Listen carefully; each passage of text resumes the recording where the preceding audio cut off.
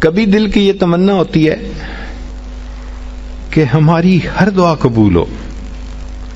جو دعا مانگے وہ قبول ہو جائے، تو مجموع الزوائد میں اور جامع الصغیر میں اس حدیث مبارکہ کو روایت کیا گیا۔ عبادہ ابن صامت اللہ عنہ فرماتے ہیں کہ جو شخص 27 مرتبہ یہ دعا پڑھے، اللہم اغفر لی وللمؤمنین والمؤمنات والمسلمین والمسلمات، تو ایک روایت میں ہے کہ جتنے دنیا میں ایمان والے مرد اور عورتیں ہوں گی ان کی تعداد کے برابر اس کو نیکیاں ملیں گی۔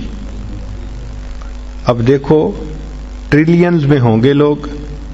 ہر ایمان والے مرد اور عورت کے برابر نیکی، سبحان اللہ کتنا بڑا اجر، اور اس کو 27 مرتبہ پڑھنا ہے۔